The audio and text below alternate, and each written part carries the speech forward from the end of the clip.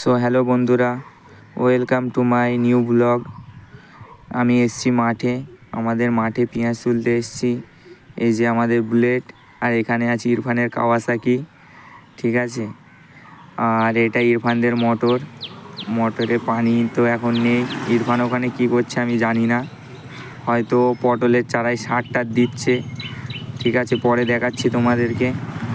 এদিকে আমার ভাই আছে, কি করছে দেখা যাক। এখানে সারাদিন মাটিতে খেলাধুলো করছে, বহুত মজা নিচ্ছে। আর আমি আজকে ঘুম থেকে উঠেছি সকাল 10টায়, জানি না ড্যাডি কি বলবে আমায়, ঠিক আছে। ওখানে আমার ছোট দাদু আছে, ও পেঁয়াজ তুলছে, আর এটা তো খুব মজা করছে। আর এদিকে আমাদের লঙ্কার জমিতে লঙ্কা লাগানোর জন্য যে বীজ বোনা হয়েছিল, সেগুলো ছোট ছোট চারা উঠে গেছে। আর এবার আমি 5 কাঠা জমি চাষ করবো, এটা আমাদের পটল ক্ষেত। আর আমার দাদু পেঁয়াজ নিয়েছে আমাদের ওখান থেকে, নিয়ে বাড়ি যাবে হয়তো। এখানে ড্যাডি পেঁয়াজ তুলবে, আর ওই দিক থেকে পিছন দিয়ে আমার দাদু বলছে যে আমার একটা ফটো তুলে দে, কিন্তু জানে না যে আমি ভিডিও করছি। এদিকে হাসছে যে এই ক্যামেরাটা ঘুরিয়েছি। আর এইগুলো তুলতে হবে একটু পরেই। আর দাদু চলে গেছে পোজ দিতে, কিন্তু জানে না যে আমি ভিডিও করছি। এই পেঁয়াজগুলো তুলতে হবে।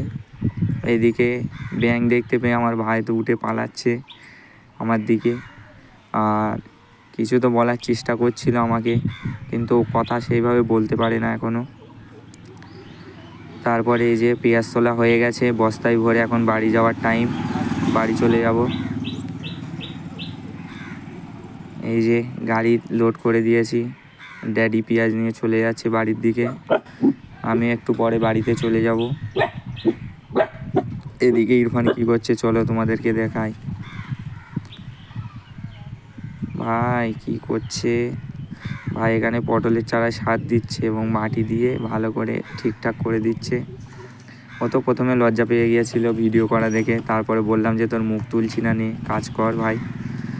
এখানে কাজ করছে। এদিকে ইরফানের আব্বা সার দিয়ে গেছে, আর ইরফান মাটি চাপা দিচ্ছে পটলের গাছে। এদিকে আমি বাড়ির দিকে যাই, চলো বাড়িতে গিয়ে আবার দেখা হবে।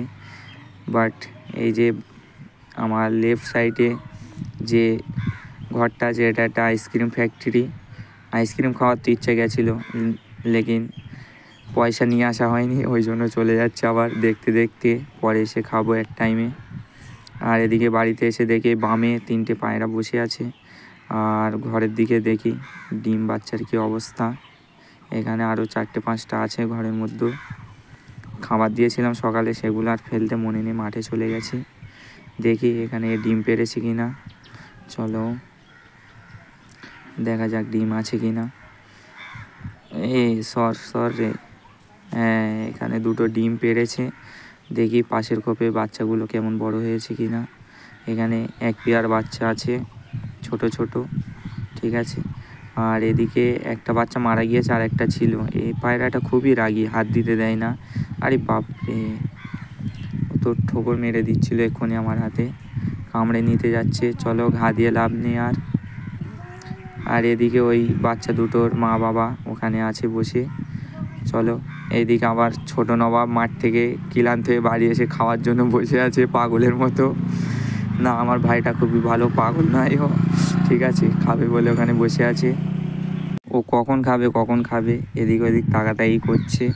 আমার ড্যাডি এখানে বসেছে, মা এসে ভাত নিয়ে আর পেঁয়াজ নিয়ে, ও খাবে বলে রেডি, কিন্তু কেউ ওকে দিচ্ছে না, ঠিক আছে। ড্যাডি একটা আলু ভাজা দিচ্ছে, তাও খাচ্ছে না। ওকে একটা পুরো থালার ভাত দিতে হবে, তারপরে হয়তো খাবে। তারপরে এদিকে দেখি মিঠুটা আবার খাওয়ার জন্য ছটফট করছে,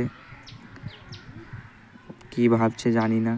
খাঁচাটা একা একাই সরিয়ে নিয়ে আসছে খাওয়ার জন্য, ওকে হয়তো আজকে বার করতে হবে। ও ছটফট করছে খাওয়ার জন্য।